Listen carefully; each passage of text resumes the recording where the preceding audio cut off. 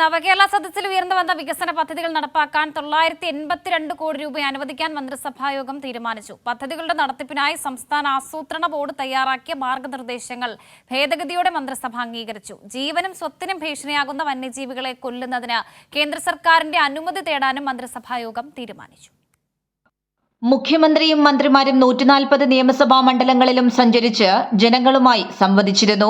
ആ സംവാദത്തിൽ ഉരുത്തിരിഞ്ഞ നിർദ്ദേശങ്ങളാണ് വികസന പദ്ധതികളായി നടപ്പാക്കുന്നത്. ഇതിനായാണ് 982.01 കോടി രൂപ അനുവദിക്കാൻ മന്ത്രിസഭായോഗം തീരുമാനിച്ചത്. നവകേരള സദസ്സിൽ വിവിധ വിഭാഗം ജനങ്ങൾ ആവശ്യപ്പെട്ട വികസന പ്രവർത്തനങ്ങൾക്കും നിർദ്ദേശങ്ങൾക്കും മുൻഗണന അനുസരിച്ച് അനുമതി നൽകും. സാങ്കേതികമോ മറ്റു കാരണങ്ങളോ മൂലം നിലവിലെ പദ്ധതികൾക്ക് പകരം പുതിയത് അല്ലെങ്കിൽ അധിക പദ്ധതികൾ അംഗീകരിക്കുവാനുള്ള അനുമതി നൽകുവാനും ചീഫ് സെക്രട്ടറിയുടെ അധ്യക്ഷതയിൽ ഒരു കമ്മിറ്റിയെ അധികാരപ്പെടുത്തി. ഓരോ നിയമസഭാ മണ്ഡലത്തിലും പരമാവധി 7 കോടി രൂപ വീതമാണ് അനുവദിക്കുക. മലപ്പുറം ജില്ലയുടെ കാര്യത്തിൽ അറിയിപ്പ് പിന്നീടാകും ഉണ്ടാകുക.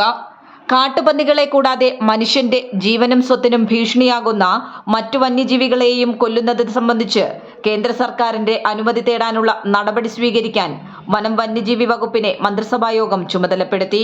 നിയമവകുപ്പ് സെക്രട്ടറിയുമായി കൂടിയാലോചിച്ച് ഇക്കാര്യത്തിൽ ആവശ്യമായ നിയമനിർമ്മാണത്തിനുള്ള നിർദ്ദേശം സമർപ്പിക്കാൻ വനം വകുപ്പ് സെക്രട്ടറിയെ ചുമതലപ്പെടുത്തിയിട്ടുണ്ട്. കൃഷിക്കും ജീവനും സ്വത്തിനും നാശം വരുത്തുന്ന കാട്ടുപന്നികളെ ഉപാധികളോടെ കൊല്ലുന്നതിന് ചീഫ് വൈൽഡ് ലൈഫ് വാർഡനിൽ നിക്ഷിപ്തമായ അധികാരം ഓണററി വൈൽഡ് ലൈഫ് വാർഡന് അല്ലെങ്കിൽ അധികാരപ്പെട്ട ഉദ്യോഗസ്ഥന് ഡെലിഗേറ്റ് ചെയ്തത് 1 വർഷത്തേക്ക് കൂടി ദീർഘിപ്പിക്കുവാനും തീരുമാനിച്ചു. കൂടാതെ സംസ്ഥാനത്തെ സർക്കാർ എയ്ഡഡ് സ്കൂളുകളിൽ അധിക തസ്തികകളും അനുവദിച്ചു. 2024-25 അധ്യയന വർഷത്തിൽ നടത്തിയ തസ്തിക നിർണയ പ്രകാരം സർക്കാർ മേഖലയിലെ 552 സ്കൂളുകളിലെ 915 അധിക തസ്തികകളാണ് അനുവദിച്ചത്.